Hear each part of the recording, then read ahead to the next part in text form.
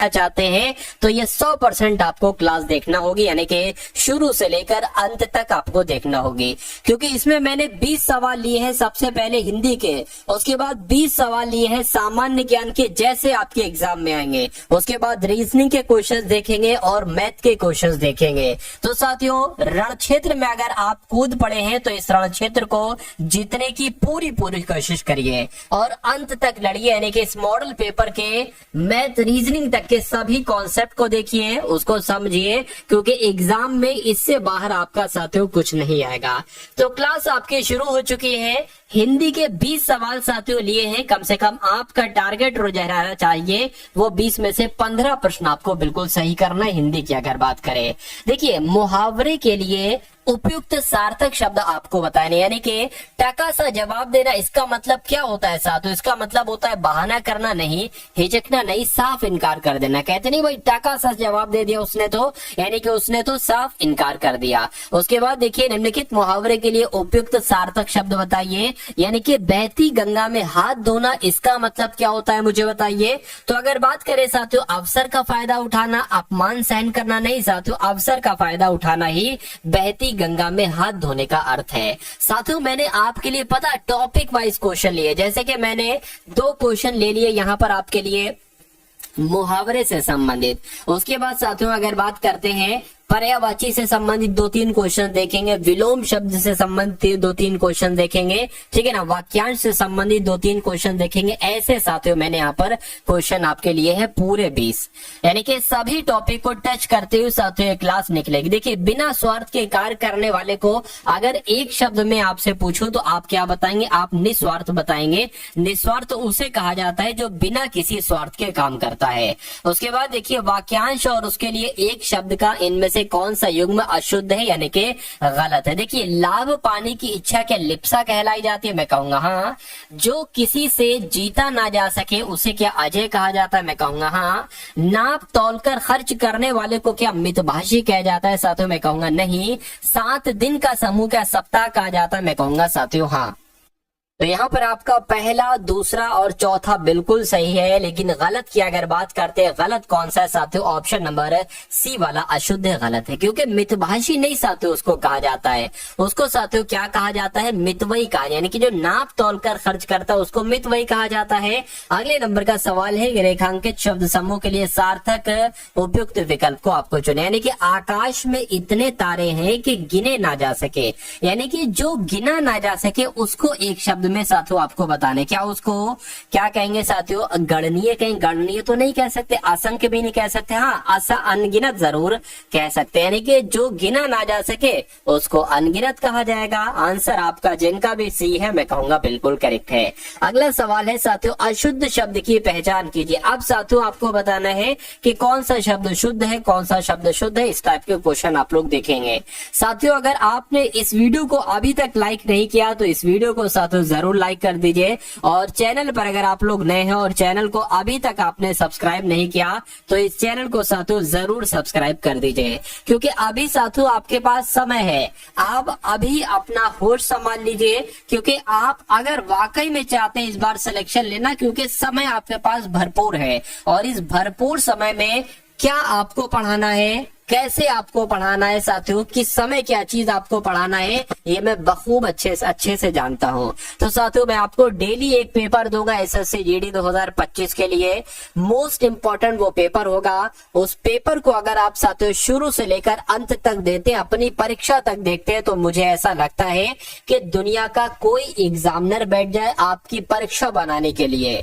कोई भी एग्जामिनर जितना कठिन से कठिन परीक्षा बनाना है बना ले साथियों। अगर आप टारगेट सिलेक्शन के स्टूडेंट हो और बरसाती मेंढक नहीं, आप शुरू से अंत तक लड़ने वाले स्टूडेंट हो, तो मेरा मानना है उस एग्जामिनर का बनाया हुआ पर्चा आप बहुत बुरी तरीके से साथियों एक तरीके से क्रैक करोगे, यानी कि लगभग साथियों 90% से ऊपर आप उस प्रश्न पत्र को बहुत शानदार तरीके से हल कर दोगे, बहुत शानदार तरीके से, और आप टॉप रैंकर्स की श्रेणी में आएंगे अगर आप अभी से तैयारी को शुरू करते हैं और अंत तक तैयारी करते रहते हैं टारगेट सिलेक्शन से, ठीक है ना। चलिए, तो यहाँ पर आपसे पूछा जा रहा है अशुद्ध शब्द की पहचान कीजिए। तो आपको कौन सा शब्द साथियों गलत लग रहा है? देखिए यहाँ पर अगर बात करें ना, अतिथि सही लिखा हुआ है, कवित्री भी सही लिखा हुआ, अंधकार भी सही लिखा हुआ, लेकिन उज्जवल साथियों ऐसे नहीं लिखा जा सकता है।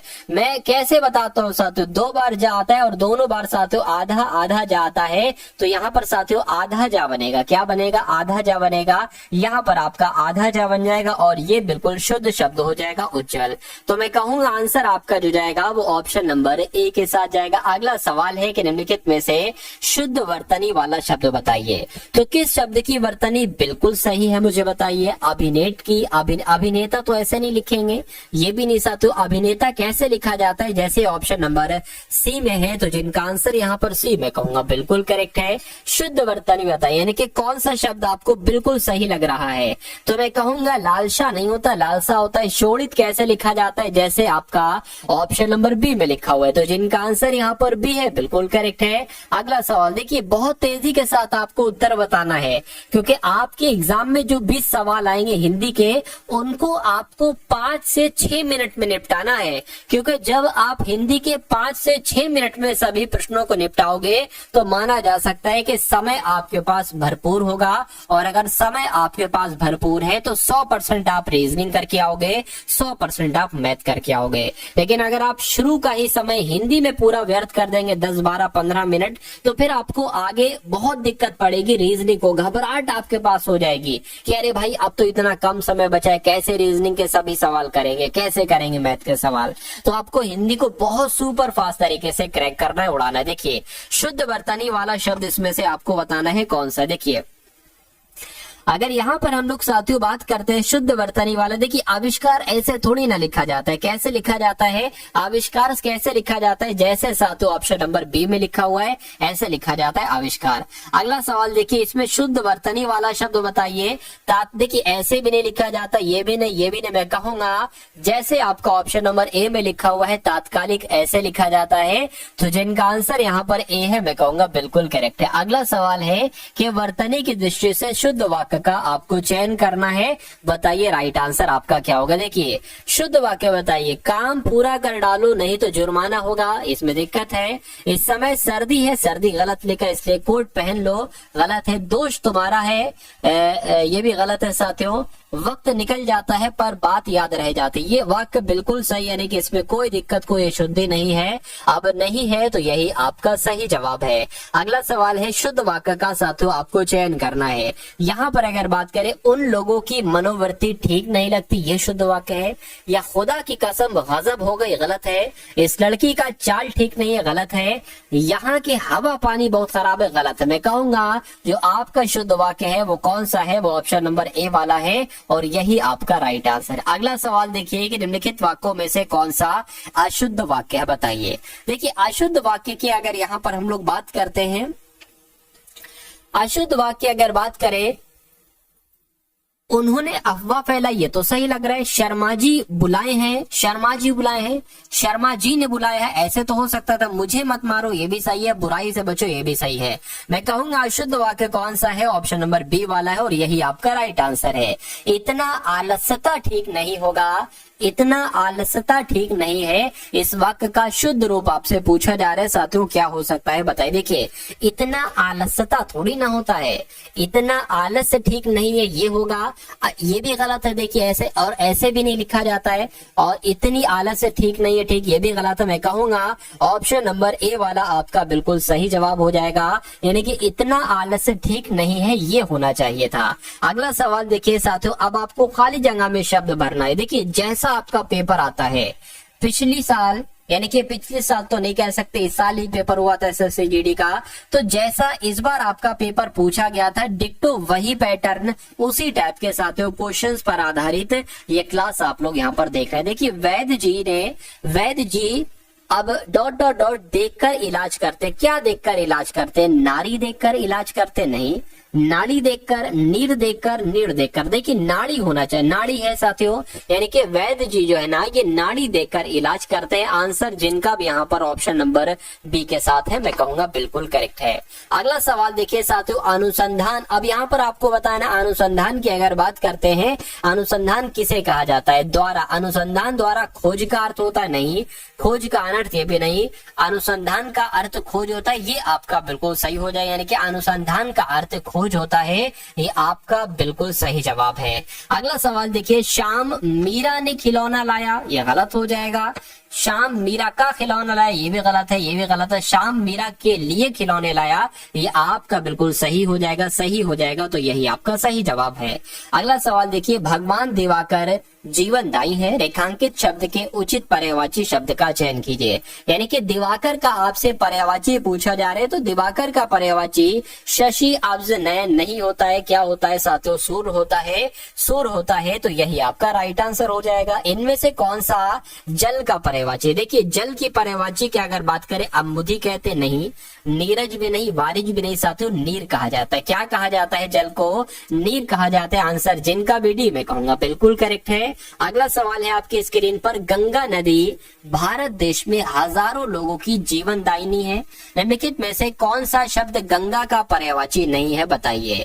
अगर बात करें, गंगा को सुरसरिता कहते बिल्कुल, गंगा को देवपगा कहते बिल्कुल, गंगा को विष्णुपदी कहते बिल्कुल, लेकिन हंसजा नहीं कहा जाता है, नहीं कहा जाता है, तो यह आपका बिल्कुल सही जवाब हो जाता भाई। बहुत बढ़िया, वेरी गुड क्लास। उसके बाद देखिए नेक्स्ट नंबर का सवाल है, तो अब आपके यहाँ पर सामान्य ज्ञान के क्वेश्चन शुरू हो चुके हैं। भारतीय मौसम विज्ञान संस्थान ये कहाँ पर स्थित है? तो डायरेक्ट आपके साथियों एग्जाम में क्वेश्चन आएंगे। अब यहाँ पर अगर बात करें, लगभग 20 सवाल साथियों यहाँ पर जीएस के आपके सामने, और इसमें आपका स्कोर जो होना चाहिए वो 11 से 12 प्रश्न का होना चाहिए। यानी कि इन 20 सवालों में से जीएस के 11 से 12 सवाल आपको बिल्कुल ठीक करना है। देखिए भारतीय मौसम विज्ञान संस्थान कहाँ पर है? तो अगर आपका जवाब नई दिल्ली है तो मैं कहूंगा बिल्कुल भारतीय मौसम विज्ञान संस्थान नई दिल्ली में ही है। उसके बाद देखिए, किस जिले में ऊंट अनुसंधान संस्थान है? तो अगर आपका ये वाला सवाल आपके रियल एग्जाम में आ जाए तो बीकानेर आपको बताना है, क्योंकि ऊंट अनुसंधान संस्थान कहाँ पर स्थित है? बीकानेर में ही स्थित है। अगले नंबर का सवाल है कि गौतम बुद्ध ने सर्वाधिक उपदेश कहाँ दिए? देखिए सबसे पहले उपदेश नहीं पूछा गया है, सबसे ज्यादा उपदेश कहाँ पर दिए हैं? तो इन्होंने अपने सबसे ज्यादा उपदेश जो दिए हैं वो श्रावस्ती में दिए हैं। आंसर आपका जाएगा ए के साथ। अगला सवाल है कि पाल वंश की राजधानी मुझे बता दीजिए। देखिए पाल वंश की राजधानी की अगर बात करते हैं साथियों, तो मुद्दगिरी कह लो या मुंगेर कह लो, ये पाल वंश की राजधानी है। एग्जाम में आपसे पूछा जा सकता है। उसके बाद देखिए, निम्नलिखित शहरों में से किसमें लिंगराज मंदिर स्थित है? बताइए। तो लिंगराज मंदिर की जब हम बात करते हैं तो ये कहाँ पर है मंदिर? ये भुवनेश्वर में है। क्या लिंगराज मंदिर कहाँ पर है साथियों? भुवनेश्वर में लिंगराज मंदिर है। नेक्स्ट नंबर का सवाल है कि अगर आपसे एग्जाम में पूछा जाए कि सेन वंश का संस्थापक कौन था? तो सा से सेन वंश और सा से सामंत सेन, यानी कि सेन वंश का संस्थापक कौन थे? तो सामंत सेन थे। आप लोग ध्यान रखेंगे। अगला सवाल है कि हमारे सौर मंडल का सबसे छोटा ग्रह कौन सा है? बताइए।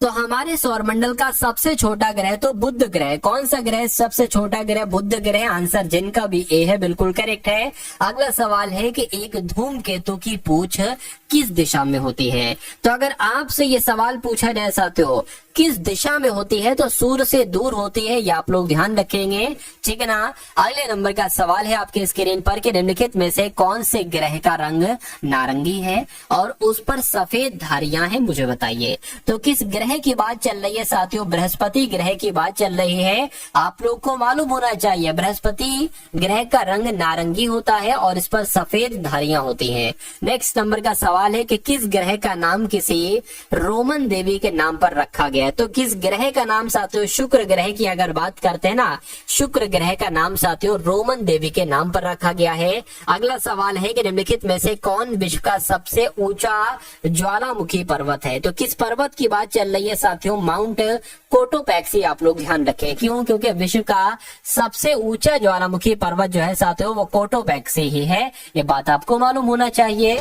चलिए नेक्स्ट नंबर का सवाल है कि भारतीय संविधान में 22 भाषाओं को राजभाषा का दर्जा किस अनुसूची के अंतर्गत प्रदान किया गया? तो मैं कहूंगा 8वीं अनुसूची के अंतर्गत प्रदान किया गया है। आंसर आपका जो जाएगा वो बी के साथ जाएगा। यानी कि जो 22 भाषाएं हैं साथियों इनको राजभाषा का दर्जा दिया गया है। और ये बात की अगर बात करें किस अनुसूची के अंतर्गत प्रदान किया है, तो 8वीं अनुसूची के अंतर्गत प्रदान किया गया है। किस संविधान संशोधन अधिनियम के द्वारा भारतीय संविधान में नवीं अनुसूची जोड़ी गई? मुझे बताइए। तो अगर बात करते करते हैं साथियों, जो आपका पहला संविधान संशोधन हुआ था, पहला संविधान संशोधन, ठीक है ना, इस संविधान संशोधन के द्वारा नवीं अनुसूची जोड़ी गई थी, ये भी आप लोग ध्यान रखेंगे। अगला सवाल है आपकी स्क्रीन पर कि निम्नलिखित में से किस स्रोत से मस्तिष्क को ऊर्जा प्राप्त होती है, यानी कि हमारे मस्तिष्क को जो ऊर्जा प्राप्त होती है ये ग्लूकोज से ही होती है, ठीक है ना। इसलिए ग्लूकोज भी हमें साथियों समय समय पर पीते रहना चाहिए। उसके बाद देखिए निम्नलिखित में से कौन सा रोग प्रोटीन की कमी के कारण होता है। तो जब प्रोटीन की कमी हो जाती है किसी व्यक्ति के शरीर में तो कौन सा साथियों रोग हो जाता है, तो साथियों क्वाशीरियोरकोर हो जाता है।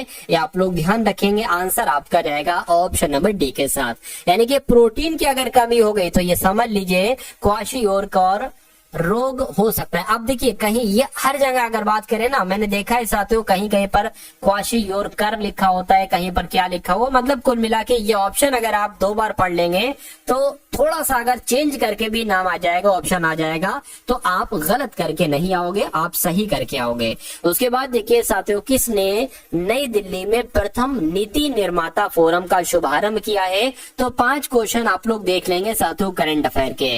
देखिए जेपी नड्डा साहब की अगर बात करें तो साथियों इन्होंने ही नई दिल्ली में प्रथम नीति निर्माता फोरम का शुभारंभ किया है। चलिए, किस राज्य में मुख्यमंत्री बाल पौष्टिक आहार योजना का शुभारंभ किया गया है, तो साथियों मैं कहूंगा हिमाचल प्रदेश की अगर बात करें, हिमाचल प्रदेश राज्य में मुख्यमंत्री बाल पौष्टिक आहार योजना का शुभारंभ किया गया है। किसने इंडिया ट्रैवल अवार्ड्स में सर्वश्रेष्ठ हवाई अड्डे का पुरस्कार जीता है, तो किसने जीता है साथियों, हैदराबाद एयरपोर्ट ने जीता है, ये भी आप लोग ध्यान रखेंगे। उसके बाद देखिए किसने इंडिया ट्रैवल अवार्ड्स में, ये तो रिपीट हो गया, सर्वश्रेष्ठ हवाई अड्डे का पुरस्कार किसने जीता है, हैदराबाद एयरपोर्ट ने जीता है। उसके बाद देखिए किस देश के प्रधानमंत्री 3 दिवसीय भारत की यात्रा पर आए हैं, तो अगर बात करते हैं साथियों यहाँ पर मलेशिया की, तो मलेशिया देश के प्रधानमंत्री 3 दिन के लिए भारत की यात्रा पर आए हैं, ये बात भी आप लोग साथियों ध्यान रखेंगे। चलिए भाई, उसके बाद देखिए गौतम बुद्ध ने सबसे ज्यादा उपदेश जो दिए हैं ये मैं आपको बता चुका हूँ साथियों, रिपीट क्वेश्चन हो रहा है, तो ये श्रावस्ती आपका राइट आंसर हो जाएगा। यहाँ से साथियों आपके सामने रीजनिंग के क्वेश्चन शुरू हो चुके हैं। आपने अभी देखे हिंदी के क्वेश्चन, सामान्य ज्ञान के क्वेश्चन, अब आप लोग देखेंगे साथियों यहाँ पर रीजनिंग के सवाल। तो पहला सवाल है कि शब्दों के समूह का चयन कीजिए जो दिए गए वेन आरेख के द्वारा सर्वोत्तम ढंग से प्रदर्शित होते हैं। देखिए अगर मक्का और चावल और भोजन की बात करें तो मान लीजिए साथियों भोजन आपका ये हो जाएगा, और इस भोजन के अंतर्गत ही साथियों मक्का भी आएगा और चावल भी आएगा। आपको ये वाली बताने की इसके अनुसार कौन सा ऑप्शन सही होगा। चमेली फूल अंडों की अगर बात करते हैं ना साथियों, देखिए तो मान लीजिए साथियों क्या हो जाएगी, आपका फूल हो जाएगा, और फूल के अंदर साथियों चमेली है, क्योंकि चमेली एक फूल है और अंडा ये आपका अलग हो जाएगा। तो मैं कहूंगा ऐसा आरेख ही बना है ये वाला, यानी कि इस आरेख का संबंध जो होगा वो ऑप्शन नंबर बी से होगा। जब हम बात करते हैं सी वाले की, तो देखिए भाई अगर यहाँ पर बात करें द्रव है, ठीक है ना, क्या है साथियों द्रव है, तो मान लीजिए द्रव ये हो गया, और द्रव ही एक तरीके से यानी कि पानी भी इसके अंदर आ जाएगा और रस भी इसके अंदर आता आ जाएगा।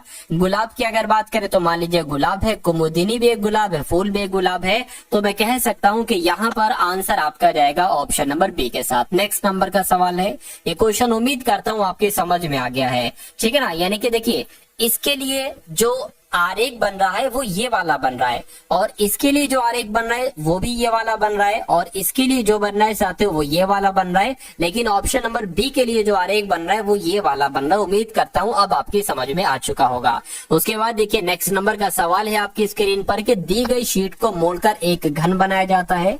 इस प्रकार निर्मित घन में अक्षरों का इनमें से कौन सा युग्म एक दूसरे के विपरीत फलकों पर मौजूद है। देखिए अब यहाँ पर साथियों क्या ये एक पासा बन सकता है, मैं कहूंगा बिल्कुल एक पासा बन सकता है।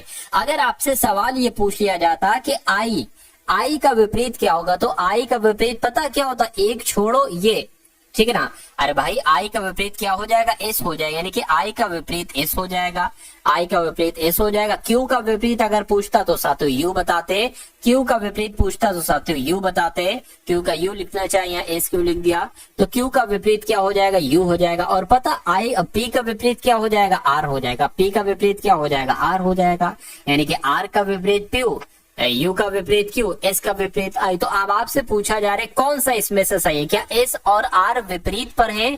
एस और आर विपरीत पर नहीं है, एस और आई विपरीत पर है, आंसर नहीं होगा। पी और क्यू विपरीत पर है, पी क्यू नहीं है साथियों, क्यू यू विपरीत पर है, ये भी आंसर नहीं होगा। क्या क्यू यू विपरीत पर है? मैं कहूंगा हाँ क्यू यू विपरीत पर है, तो मैं कहूंगा आंसर आपका जाएगा ऑप्शन नंबर सी के साथ। अगला सवाल है आपके स्क्रीन पर, क्या कुल्हाड़ी का काटने से वही संबंध है जो छलनी का किस है? देखिए कुल्हाड़ी का काम होता है काटना किसी चीज को, छलनी का काम होता है किसी चीज को छानना, तो इसलिए जवाब अगर आपका है ऑप्शन नंबर ए के साथ, तो मैं कहूंगा कि आपका जवाब यहाँ पर बिल्कुल करेक्ट है। उसके बाद देखिए नेक्स्ट नंबर का सवाल है आपकी स्क्रीन पर, आपको यहाँ पर देखना है साथियों और बताने की यहाँ पर आखिर लॉजिक क्या लगा है, बताइए। देखिए कुछ नहीं करना है साथियों, 27 से 32 हुआ है, 32 से 42 हुआ है, 42 से 57 हुआ है, 57 से 77 हुआ है। अब आपको बताने कि यहाँ पर कौन सा नंबर आ सकता है। देखिए 27 से 32 हुआ यानी कि 5 बढ़ाया गया है, 32 से 42 हुआ है 10 बढ़ाया गया है, 42 से 57 हुआ है कितना बढ़ाया गया है जरा बताइए, 15 बढ़ाया गया, और 57 से 70 हुआ है मेरे ख्याल से 20 बढ़ाया गया है।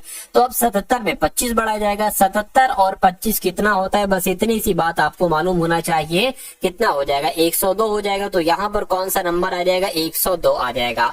और 102 कौन से ऑप्शन में है साथियों, ऑप्शन नंबर बी वाले में है, तो यही आपका क्या होगा, यही आपका बिल्कुल करेक्ट आंसर हो जाएगा। यहाँ पर कथन और निष्कर्ष वाला सवाल आपके स्क्रीन पर आ चुका है। देखिए आपके सामने आपको 3 तो यहाँ पर कथन दिए गए हैं और आपको 2 यहाँ पर क्या दिए गए हैं, निष्कर्ष दिए गए हैं। कथन आपको पढ़ना है, उसके अकॉर्डिंग बताना है कि कौन सा निष्कर्ष यहाँ पर सही है। देखिए मैं आपको समझाता हूँ, कह रहे हैं कि कुछ ट्रॉली बैग बैकपैक हैं, तो मान लीजिए साथियों ये क्या हो जाएंगे, ये आपके कुछ ट्रॉली बैग हो जाएंगे। क्या हो जाएंगे, ट्रॉली बैग, शॉर्ट में लिखा है ट्रॉली बैग हो गए। कह रहे कि कुछ ट्रॉली बैग क्या हो जाते हैं साथियों, बैकपैक हो जाते हैं, तो ये आपके बैकपैक हो जाते हैं, आप लोग समझ गए।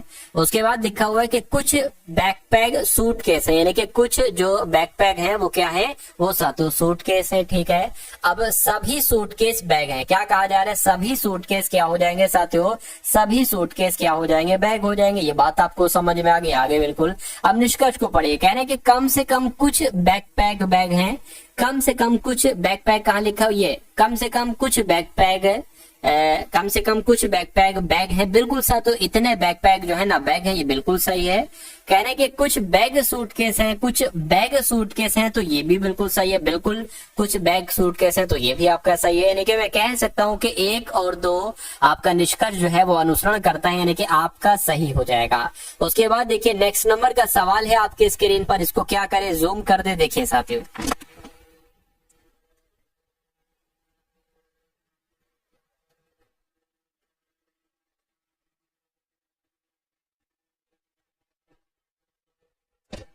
उम्मीद करता हूँ अब आपको थोड़ा क्लियर यहाँ पर दिख रहा होगा। देखिए यहाँ पर आपको कुछ नहीं करना है, देखिए ये एक स्टार है, उसके बाद ये स्टार बन गया, उसके बाद ये बन गया, उसके बाद अब आपको बताने कि यहाँ पर कौन सा स्टार बन सकता है, आपसे इतनी सी बात पूछी जा रही है। देखिए एक लकीर, एक लाइन, तो यहाँ पर इसको थोड़ा सा मैं पतला कर लेता हूँ, 1 सेकंड रुकिए आप, थोड़ा सा महीन कर लेता हूँ। देखिए एक लाइन तो आपकी यहाँ पर बनी है और एक लाइन आपकी यहाँ पर बनी, एक लाइन आपकी यहाँ पर बनी है और एक लाइन आपकी यहाँ पर बनी है, एक लाइन आपके साथ यहाँ पर बनी है और एक आपकी यहाँ पर बनी। अब आपको बताना है कि यहाँ पर जो स्टार आएगा उसमें लाइन कहाँ कहाँ पर बनी होगी, ठीक है ना। बस इतनी सी बात साथियों आपसे पूछी जा रही है। देखिए ये एक ऐसी लाइन बनी है ना, और उसके बाद फिर ये इधर हो गई, फिर ये इधर, यानी कि लाइन ऐसे चल रही है, पहले ऐसी चली ये वाली लाइन, उसके बाद ये ऐसी लाइन हो गई, फिर ये ऐसी हो गई। तो मैं कहूंगा साथियों कुछ करके ऐसी लाइन होगी अगले में, तो ऐसी लाइन यहाँ पर नहीं है, यहाँ पर है, यहाँ पर है और यहाँ पर है, ठीक है ना।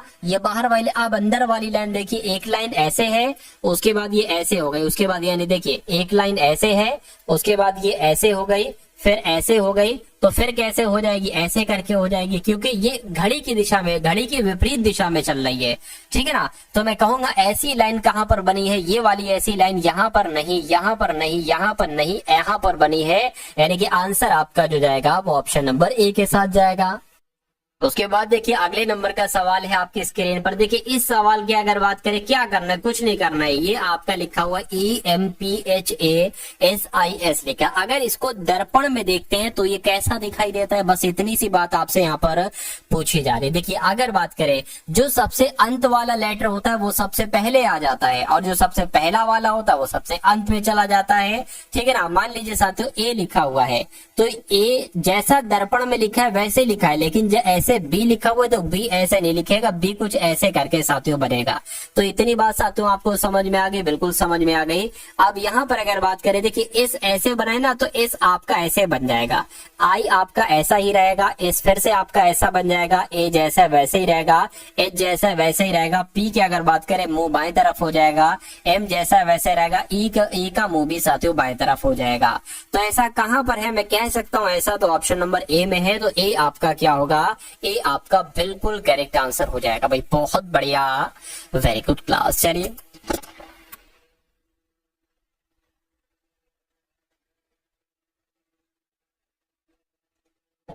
इस सवाल की अगर बात करें, इसमें साथियों आपको क्या करना है, जैसे BACK को ZCAM बना दिया गया, उसी प्रकार REAR को क्या बनाया जा सकता है मुझे बताइए। देखिए B से Z हुआ है तो मैं कह सकता हूं यहाँ पर माइनस हुआ है, और कितना माइनस हुआ है, यहाँ पर 2 माइनस हुआ है।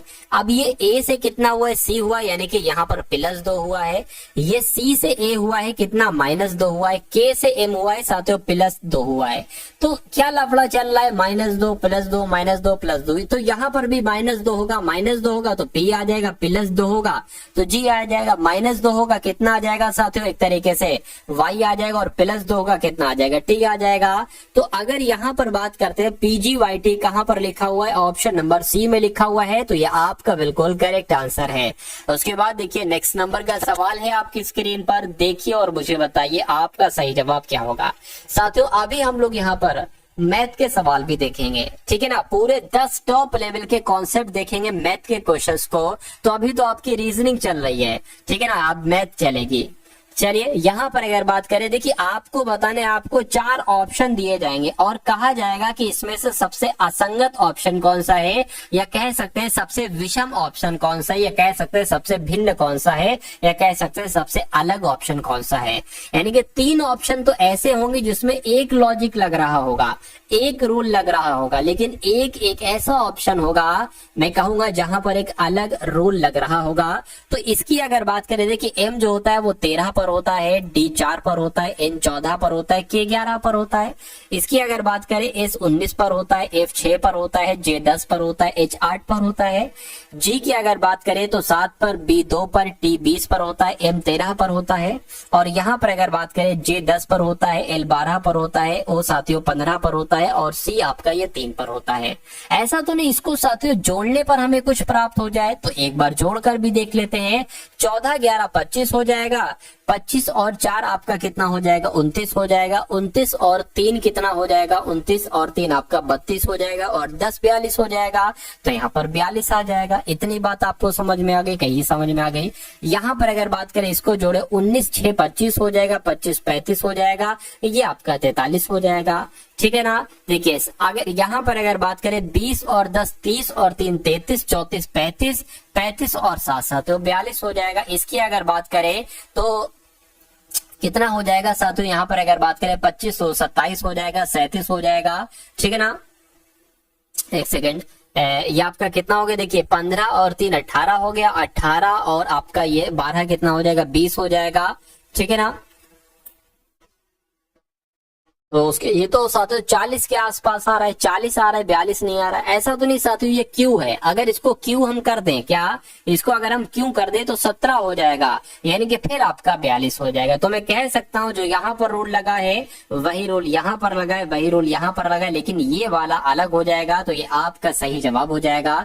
अगला सवाल है आपके स्क्रीन पर, देखिए मुझे बताइए कि आपका यहाँ पर सही जवाब जो होगा वो किस ऑप्शन के साथ जाएगा, बताइए। देखिए 13 से 18 हुआ है, 18 से 14, 14 से 23, 23 से 7, फिर 32, फिर -4। तो अब आपको बताना है कि यहाँ पर कौन सा नंबर आएगा। देखिए 17 से 18 हुआ है तो यहाँ पर 1 बड़ा है, 18 से 14 हुआ है यहाँ पर 4 बड़ा है, 14 से साथियों 23 हुआ है, कितना बड़ा है मुझे बताइए? 9 बड़ा है, बिल्कुल 9 बड़ा है, ठीक है ना।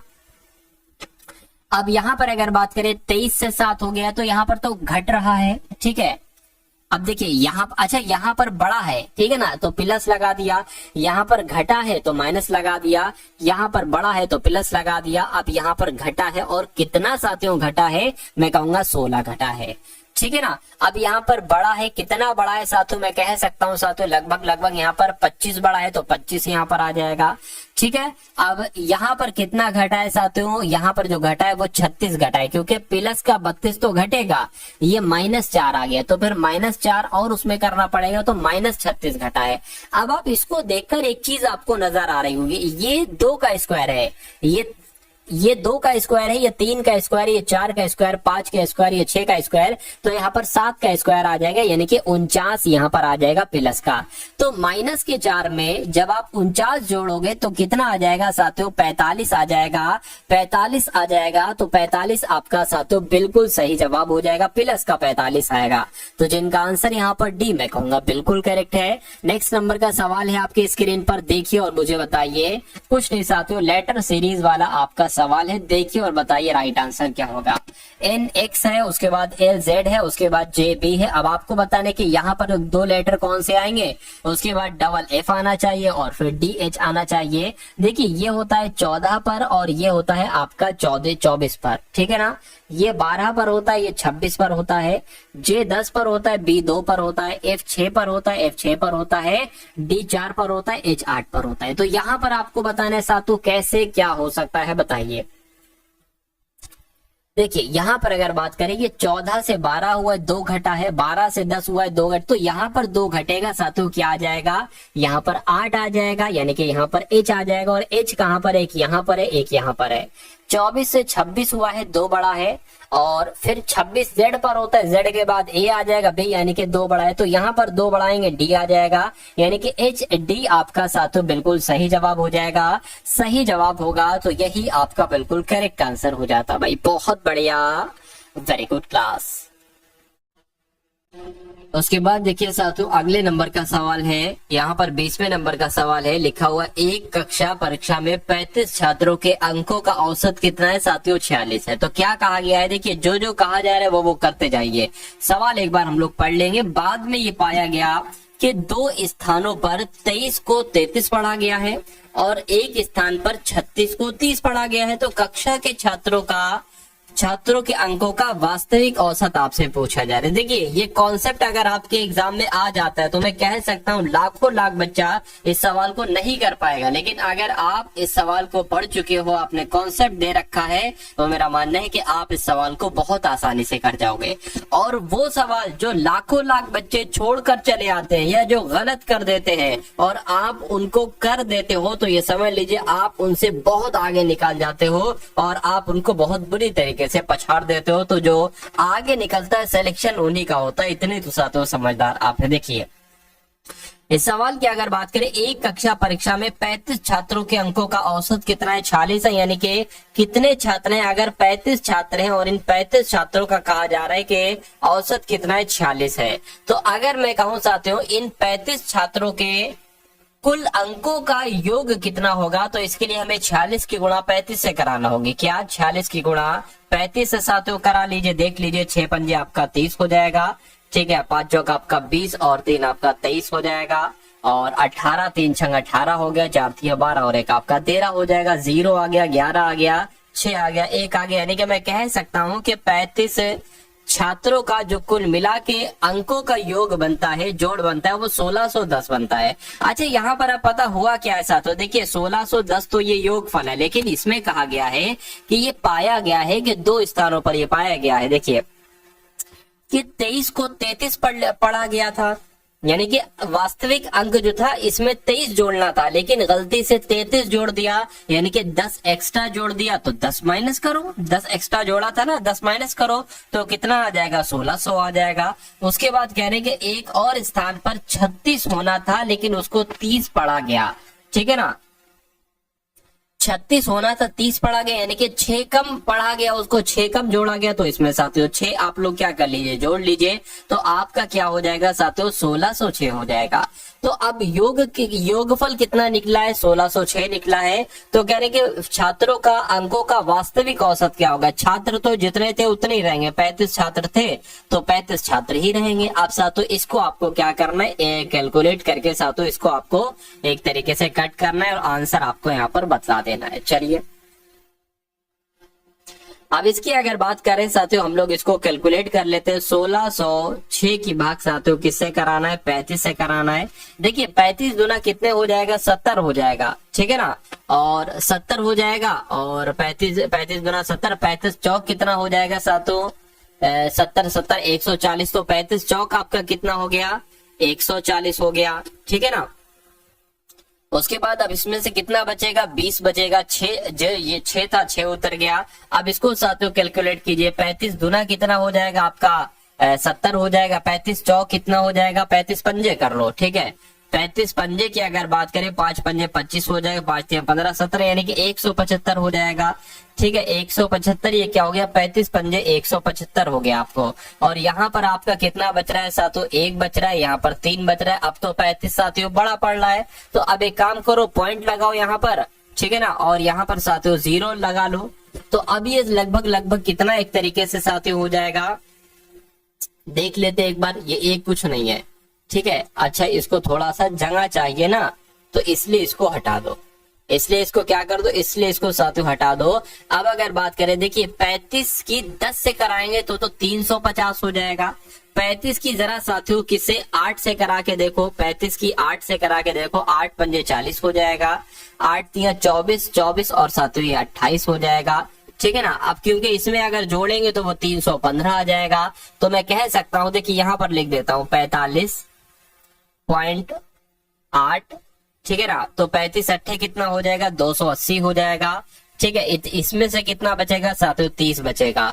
तो मैं कह सकता हूं लगभग 45.8 आपका आंसर आना चाहिए। और 45.8 कहां पर लिखा हुआ है, ऑप्शन नंबर बी में लिखा हुआ है। तो जिनका आंसर यहाँ पर बी था, मैं कहूंगा आंसर आपका साथियों बिल्कुल करेक्ट था भाई, बहुत बढ़िया, वेरी गुड क्लास। अब उसके बाद देखिए नेक्स्ट नंबर का साथियों, देखिए रीजनिंग के आपने 10 सवाल देखे, अब मैथ के आप लोग 10 सवाल देखेंगे और इन 10 सवालों में देखिएगा कि कितना आपका स्कोर रहा।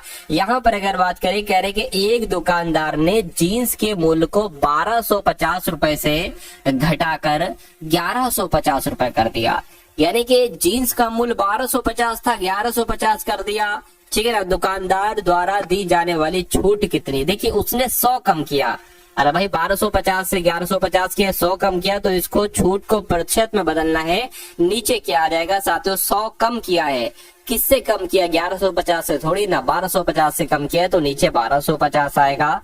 इस 0 से आपका ये 0 कैंसिल हो जाएगा, 5 दूना 10 और साथ ही यहाँ पर 25 आ जाएगा, 25 से कम 25, 25 चौक 100 हो जाएगा, 4 दूना कितना हो जाएगा, 8 हो जाएगा, यानी कि उसने जो छूट दी है वो 8% की छूट दी है, इसलिए आंसर आपका ऑप्शन नंबर सी है। तो मैं कहूंगा बिल्कुल करेक्ट है। चलिए साथियों इस क्वेश्चन की अगर बात करते हैं ना, 22वें नंबर के सवाल की बात करते हैं, ये बहुत टॉप लेवल वाला क्वेश्चन है। ये वही वाला क्वेश्चन है साथियों जो लाखों लाख लोग साथियों एग्जाम में अपने छोड़कर भाग आते हैं, जिससे उनका सिलेक्शन नहीं होता है, ठीक है ना। तो इस क्वेश्चन को आप देखिएगा साथियों, बहुत अच्छे तरीके से मैं आपको समझाने वाला हूँ, बहुत आसान भाषा में।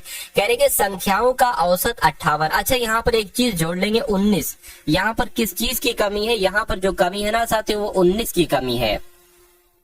कह रहे कि 19 संख्याओं का औसत 58 है, तो भैया 19 संख्याओं का औसत यहाँ पर कितना बताया गया है, यहाँ पर 58 बताया गया है। एक सेकेंड, 19 संख्याओं का औसत यहाँ पर कितना बताया गया, 58 बताया गया है।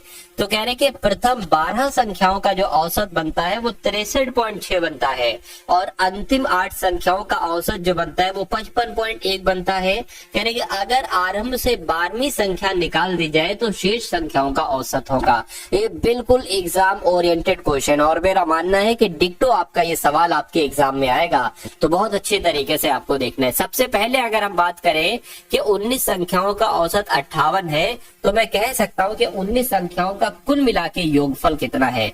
तो इसलिए हमें क्या कराना पड़ेगा, 58 की गुणा साथियों 19 से कराना पड़ेगी हमें, 9 8 72 हो जाएगा, 9 पंजे 45 और 7 कितना हो जाएगा, 52 हो जाएगा, और 58 का 58 यहाँ पर आ जाएगा। ये क्या था, 2 था, 2 आ गया 10 का, और ये आपका 11 आ जाएगा। यानी कि मैं कह सकता हूँ 19 संख्याओं का जो कुल मिला के योगफल है वो 1102 है। इतनी बात आपको समझ में आ गई, बिल्कुल समझ में आ गई। चलिए अब दूसरी तरफ साथियों बात करते हैं,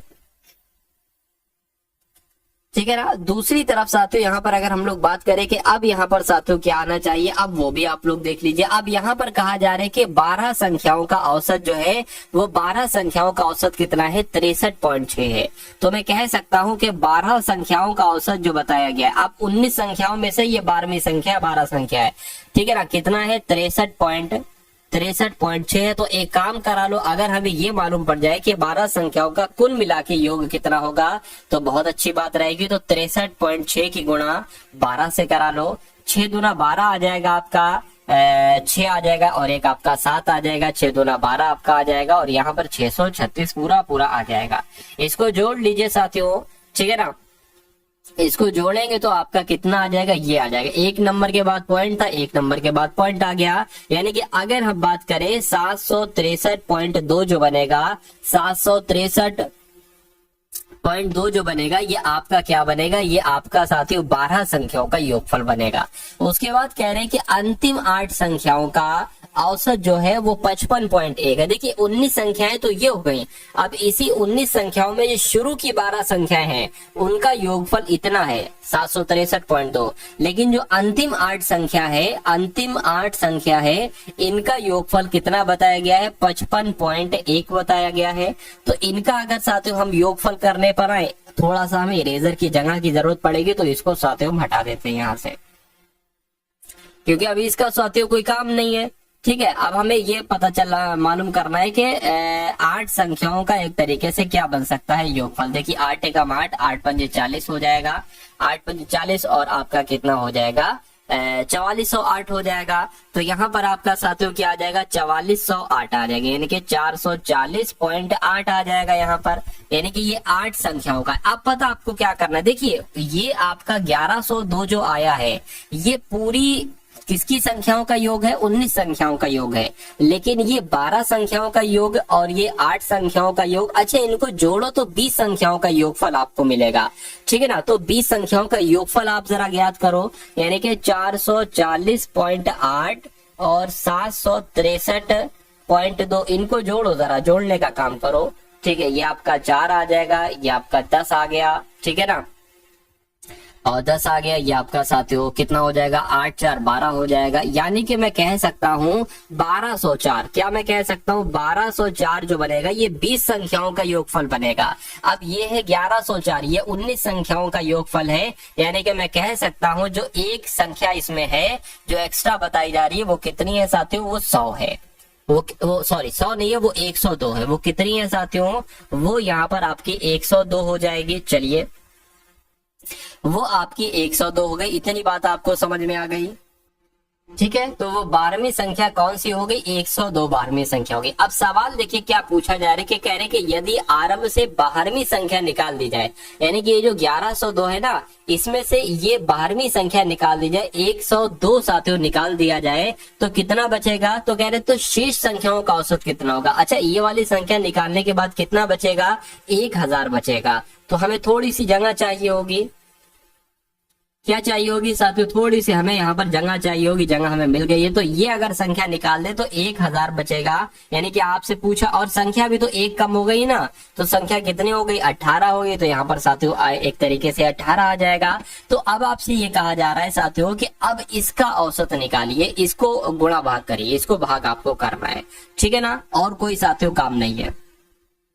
18 का 18, 18 पंजे कितना हो जाएगा साथियों, 90 हो जाएगा। फिर से यहाँ पर 10 जाएगा, फिर 100 हो जाएगा, फिर 18 पंजे कितना हो जाएगा, 90 हो जाएगा, ठीक है ना, 90 हो जाएगा। एक काम करो, इसको साथियों 2 से पहले कट कर लो। क्या आप पहले इसको साथियों आप छोटा बना सकते हो क्या, इसको आप छोटा बना लो, ऐसा करो। यानी कि अगर बात करते हैं साथियों यहाँ पर 1000 बटे 18, इसको 2 से कट करो, यहाँ पर 9 आ जाएगा, यहाँ पर साथियों 9 आ जाएगा, और यहाँ पर क्या आ जाएगा, 500 आ जाएगा। अब इसको देखो साथियों, देखिए 9 पंजे कितना हो जाएगा, 45 हो जाएगा। 5 जाएगा 50 हो जाएगा, 9 पंजे कितना हो जाएगा, 45 हो जाएगा। कितना बचेगा, 5 बचेगा। तो मैं कह सकता हूँ 55 सही 5/9। ये तो साथियों औसत हो जाएगा। आपका क्या हो जाएगा, ये औसत हो जाएगा। और ये ऑप्शन नंबर बी में है, तो यही आपका क्या होगा, यही आपका साथियों बिल्कुल करेक्ट आंसर है भाई। बहुत बढ़िया, वेरी गुड क्लास। अगला सवाल है आपकी स्क्रीन पर, देखिए और मुझे बताइए। कह रहे हैं कि किसी मिश्र धातु में कॉपर और जिंक का अनुपात कितना है, 5:4 है। यानी कि अगर साथियों कॉपर मान लेते हैं 5 है, तो जिंक कितनी होगी, जिंक 4 होगी। क्या कह रहे हैं साथियों, कह रहे ये अनुपात करने के लिए 20 केजी जिंक के साथ कॉपर की कितनी मात्रा होना चाहिए। जिंक क्या है, ये है, यानी कि जिंक 4 यहाँ पर दिखाई गए, लेकिन जिंक असल में है कितनी, 20 है। तो कह रहे हैं साथियों क्या, तो कॉपर कितनी होगी, क्या कॉपर कितनी होगी। अरे भाई देखिए, ये 4:5 अनुपात है ना, इसको ये बनाने के लिए साथियों किससे गुणा की गई है, 5 से गुणा की गई है। तो इस 5 को कॉपर बनाने के लिए भी किससे गुणा की जाएगी, 5 से। तो यहाँ पर क्या आ जाएगा, 25 आ जाएगा। तो मैं कह सकता हूँ कि कॉपर की कितनी मात्रा पिघलाने की आवश्यकता होगी, 25 केजी मात्रा पिघलाने की आवश्यकता होगी। तो 25 आपका राइट आंसर हो जाएगा। उसके बाद देखिए अगला सवाल है आपके स्क्रीन पर, देखिए बताइए सही जवाब यहाँ पर क्या हो सकता है। चलिए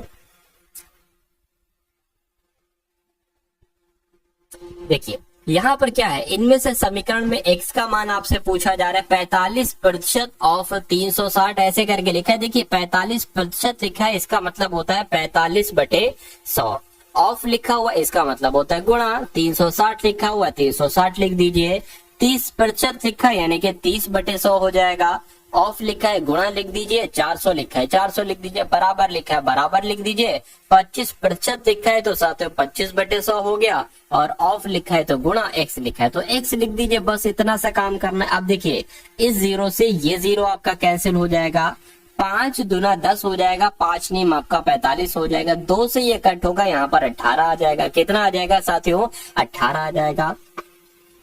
उसके बाद अगर बात करें 18 नीम कितना होता है साथियों, 162 होता है। प्लस इसको देखिए ए जीरो से ये जीरो, ए जीरो से साथियों ये जीरो, 40 दिया कितना हो जाएगा, 120 हो जाएगा। बराबर 25 से कम 25, 25 चौक 100, यानी कि अब x की गुणा 1 से होगी तो x बटे यहाँ पर 4 आ जाएगी। इतनी बात आपको समझ में आ गई। अब अच्छा इसको जोड़ोगे, इनको जोड़ोगे, 0 2 हो जाएगा और ये 8 हो जाएगा, ये 2 हो जाएगा, ठीक है ना। और ये जो x है ना, देखिए अगला स्टेप मैं आपके लिए लिख देता हूँ। अब इस 4 की गुणा इससे हो जाएगी तो 282 की गुणा जरा 4 से करके बताइए। 282 की गुणा 4 से करेंगे, 4 दूना 8, 4 अट्ठे 32, ठीक है ना। और 4 दूना 8 और यहाँ पर 11 आ जाएगा, यानी कि 1128 क्या आ गया, ये साथियों x की वैल्यू आ गई। और x का ही तो मान आपसे पूछा गया था।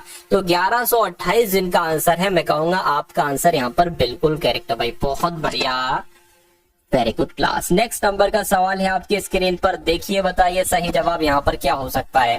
कहने कि एक दुकानदार एक वस्तु का मूल्य इसके वास्तविक मूल्य से 30% बढ़ाकर अंकित करता है और 10% की छूट देता है। तो कहने के लाभ प्रतिशत कितना होगा। देखिए मान लीजिए एक दुकानदार एक वस्तु का मूल्य, उस वस्तु का मूल्य मान लीजिए 100% था और कहने के वास्तविक मूल्य 100% था। कहने के वास्तविक मूल्य से 30% बढ़ा के रखता है, तो हमने इसे 30% बढ़ा के रख लिया, 130 कर लिया। तो कहने के बढ़ाकर अंकित करता है, ठीक है, बढ़ाकर अंकित कर लिया। कहने के 10% की छूट भी देता है। तो जब 130 पर 10% की आप छूट दोगे, यानी कि उसको 90% में आप बेचोगे, ठीक है ना। तो कहने के लाभ प्रतिशत कितना होगा। अरे भाई लाया तो 100 में था, अब यहाँ पर देखते हैं कितने बिकेगा। 0 से साथ हुए 0 कैंसिल हो जाएगा। 13 नीमक कितना हो जाएगा, 117 हो जाएगा। तो मैं कह सकता हूं कि लाया तो 100 में था, लेकिन उसने 10% छूट देने के बाद बेचा कितना है, 117 में बेचा है, लेकिन 30% बढ़ा भी दिया है। तो मैं कहूंगा साफ साफ उसको यहाँ पर 17% का प्रॉफिट होगा, लाभ होगा। तो 17% आपका बिल्कुल करेक्ट आंसर हो जाएगा। अगले नंबर का सवाल है आपके स्क्रीन पर, देखिए और मुझे बताइए सही जवाब क्या है। कह रहे कि एक व्यक्ति को धारा की दिशा में 25 किलोमीटर तैरने में 2 घंटे का समय लगता है। देखिए अब मान लीजिए एक नदी है जो जिसका पानी बिल्कुल शांत है, ना पानी इधर की तरफ जा रहा है ना पानी इधर की तरफ जा रहा है, यानी कि बिल्कुल शांत पानी पड़ा हुआ है। और उसमें मान लीजिए नाव चल रही है 10 किलोमीटर प्रति घंटा, ठीक है ना, 10 किलोमीटर प्रति घंटा चल रही है नाव, जो चल रही है वो 10 किलोमीटर प्रति घंटा चल रही है। आप सपोज दैट मान लीजिए कि जो धारा का, यानी कि जो पानी के ऊपर जो धारा है ना, धारा का बहाव 2 किलोमीटर प्रति घंटा है, 2 किलोमीटर प्रति घंटा है, तो मैं कहूंगा नाव की चाल पता कितनी हो जाएगी? अरे भाई 10 तो ये अपनी स्पीड से चल रही थी, लेकिन 2 किलोमीटर प्रति घंटा धारा का बहाव है, तो इसकी चाल 12 किलोमीटर प्रति घंटा हो जाएगी। ये एक कॉन्सेप्ट है, ये आप लोग ध्यान रखेंगे। लेकिन सपोज दैट ये मानिए आप कि 10 किलोमीटर नाव की चाल है, लेकिन अब जो धारा की चाल है अब इस तरफ ना चल के अब धारा की चाल इस तरफ चल रही है, 2 किलोमीटर है, तो साथियों ये माइनस हो जाएगा, यानी कि तब जो नाव की चाल रहेगी तो कितनी रहेगी साथियों? 8 किलोमीटर प्रति घंटा रहेगी। तो ये कॉन्सेप्ट साथियों अगर आप याद रखते हैं तो बहुत अच्छी बात है। देखिए कह रहे कि 25 किलोमीटर तैरने में 2 घंटे का समय लगता है, हमें प्रति घंटा निकालना होता है 1 घंटे में। 1 घंटे में साथियों देखिए धारा की दिशा में जा रहा है, धारा की दिशा में, ठीक है, तो 12.5 नहीं आ जाएगा, 25 तो 2 घंटे में चलता है, ठीक है। धारा के साथ क्या, धारा के साथ जो चाल है यहाँ पर, क्या धारा के साथ जो यहाँ पर चाल है वो कितनी है? 12.5 किलोमीटर प्रति घंटा है। इतनी बात आपको समझ में आ गई? बिल्कुल समझ में आ गई। उसके बाद कहने के धारा की विपरीत दिशा में वो समान समय में 19 किलोमीटर प्रति घंटा चलता है। समान समय यानी कि 2 घंटे में जब 19 किलोमीटर चल रहा है तो 1 घंटे में कितना चलेगा साथियों? 9.5 चलेगा। यानी कि धारा के विपरीत, यहाँ पर कहा गया धारा के विपरीत चाल क्या है? धारा के विपरीत उसकी जो चाल है वो कितनी है साथियों? वो 9.5 किलोमीटर प्रति घंटा है। अब पता इस सब अब कह रहे कि धारा की चाल क्या होगी, तो धारा की चाल पता क्या होगी साथियों? धारा की चाल कैसे निकालेंगे? धारा के साथ चाल, धारा के विपरीत चाल, इन दोनों को घटा दो और भाग 2 कर दो, ठीक है ना, आपको धारा की चाल पता चल जाएगी। ये कंडीशन होती है। तो 12.5 माइनस 9.5 भाग 2 कर दो, आपको धारा की चाल मालूम पड़ जाएगी। तो यहाँ पर क्या आ जाएगा साथियों? 3/2 आ जाएगा, इसको करेंगे 1.5 आ जाएगा, यानी कि धारा की चाल जो होगी साथियों 1.5 किलोमीटर प्रति घंटा होगी। और ये आपका बिल्कुल सही जवाब है, और जिनका आंसर यहाँ पर बी है, मैं कहूंगा आपका आंसर बिल्कुल करेक्ट भाई, बहुत बढ़िया, वेरी गुड क्लास। एक टैंक को 3 पाइप ए बी सी द्वारा 3 घंटे भरा जाता है, यानी कि एक टैंक पर साथियों कितने पाइप लगे हैं? 3 पाइप लगे हैं, pipe A, pipe B, pipe C, और ये तीनों अगर मिलकर टैंक को भरते हैं तो 3 घंटे का समय लगता है। कह रहे हैं कि पाइप ए पाइप सी से 6 गुना तेज है और पाइप बी से 2 गुना तेज है, तो कह रहे हैं कि बी और सी पाइप अगर इस टैंक को भरते हैं तो कितने घंटे में भरेंगे? देखिए यहाँ पर 3 पाइप है, पाइप ए, पाइप बी और पाइप सी। कहा जा रहा है कि पाइप ए जो है ना ये पाइप सी से 6 गुना तेज है। अगर मान लेते हैं साथियों ये 1 लीटर पानी भरता है, ये 1 लीटर ये 1x पानी भरता है तो ये 6x पानी भरेगा, ऐसे हम लोग कह सकते हैं, ठीक है ना। उसके बाद कहा जा रहा है कि साथियों पाइप ए पाइप सी से 6 गुना तेज है और पाइप बी से 2 गुना तेज है। कौन? Pipe A. पाइप ए जो है ना ये पाइप सी से तो 6 गुना तेज है, लेकिन कह रहे हैं कि पाइप ए जो है ये बी से 2 गुना तेज है, तो बी से साथियों बी से 2 गुना तेज है, ठीक है ना। तो यहाँ पर साथियों 3x ही तो आएगा, बिल्कुल 3x आएगा। B से 2 गुना तेज है और C से 6 गुना तेज है। तो अब यहाँ पर अगर बात करें साथियों देखिए 6 अनुपात क्या निकल गया आपका? 6:3:1 निकल गया, ऐसे भी कह सकते हैं और ऐसे भी इसको हम लोग कह सकते हैं, दोनों तरीके से कह सकते हैं। तो अब अगर मान लीजिए कहा गया है कि पाइप ए 1 घंटे में 6 लीटर पानी भरता है, पाइप बी 1 घंटे में 3 लीटर पानी भरता है, पाइप सी 1 घंटे में 3 लीटर पानी भरता है, तो ये तीनों 1 घंटे में कितने लीटर पानी भरेंगे? 10 लीटर पानी भरेंगे। अरे भाई 6, 3, 1, 10 लीटर पानी भरेंगे। अच्छा 1 घंटे में 10 लीटर पानी भरते हैं और ये तीनों पूरा पाइप जो भर देते हैं वो 3 घंटे में भर देते हैं। जब 1 घंटे में 10 काम हो रहा है, 10 लीटर पानी भरा जा रहा है, तो 3 घंटे में कितना हो जाएगा? 30 लीटर पानी भरा जाएगा। यानी कि मैं कह सकता हूं कि उस टैंक में जो पानी आएगा वो टोटल कितना पानी आएगा? वो 30 लीटर पानी आएगा। अब यहाँ पर पूछा आपसे ये जा रहा था कि पाइप बी और पाइप सी द्वारा टैंक को भरने में कितना समय लगेगा? पाइप बी भरेगा 3 लीटर 1 घंटे में, ये भरेगा 1 लीटर, यानी कि पाइप ये दोनों साथियों 1 घंटे में 4 लीटर पानी भरेंगे और टोटल पानी है कितना 30। तो मुझे बताइए कितने समय इन दोनों को पाइप भरने में लगेगा। तो इसको साथियों अगर कट करें, 2 से कट करें, 2 दूना 4 आ गया, इसको कट करें 15 आ गया, इसको कट करें तो साथियों 7.5 आपका आ जाएगा। 7.5 घंटे में साथियों भरेंगे अगर बी और सी भरेंगे। तो मैं कहूंगा आंसर आपका जो है वो ऑप्शन नंबर ए के साथ जाएगा। अगला सवाल है आपकी स्क्रीन पर कि 3 से अभाज्य 8 सबसे छोटी सम संख्या, सम प्राकृतिक संख्याओं का औसत आपसे पूछा जा रहा है। देखिए 3 से अभाज्य यानी कि 3 से ना कटने वाली संख्या होना चाहिए, ठीक है ना, और सम संख्या होनी चाहिए। तो 3 से जो नहीं कटती है वो साथियों 2 है, ठीक है, और ये सम संख्या भी हो और 3 से अभाज्य संख्या भी हो। 4 है वो 3 से नहीं कटती है और सम संख्या है। 8 है 3 से नहीं कटती, सम संख्या। 10 है 3 से नहीं कटती, सम संख्या। उसी प्रकार 14 है, उसी प्रकार 16 है, उसी प्रकार 20 है। कितनी हो गई? 1 2 3 4 5 6 7, यहाँ पर 8 संख्या पूरी है। तो एक और ले लेंगे साथियों, 21 तो नहीं लेंगे, 22 ले लेंगे। तो अब इनको साथियों टोटल कराइए, 8 संख्या, 8 से इनको भाग कीजिए, ये आपका औसत निकल आ जाएगा। ठीक है, चलिए तो इनकी अगर बात करें साथियों, जब हम इनका टोटल कराते हैं तो कितना आता है? 96 आता है, बटे 8 आ जाएगा। 8 एकम 8, 8 दूना 16, यानी कि 12 इनका क्या होगा? 12 इनका औसत हो जाएगा और यही आपका सही जवाब हो जाएगा। उसके बाद देखिए नेक्स्ट नंबर का सवाल है कि यदि A अनुपात B 9:7 है, यानी कि जहां पर A लिखा हो 9 लगा देना, जहां पर B लिखा हो 7 लिख देना। तो कहने कि 11 क्या साथियों? 11A और यहाँ पर एक तरीके से माइनस है मेरे हिसाब से, 11A माइनस 9B। क्या साथियों? 11A माइनस 9B ये आपसे यहाँ पर पूछा जा रहा है। और अनुपात 2A प्लस 3H। तो इसकी अगर बात करें 11A कितना हो जाएगा?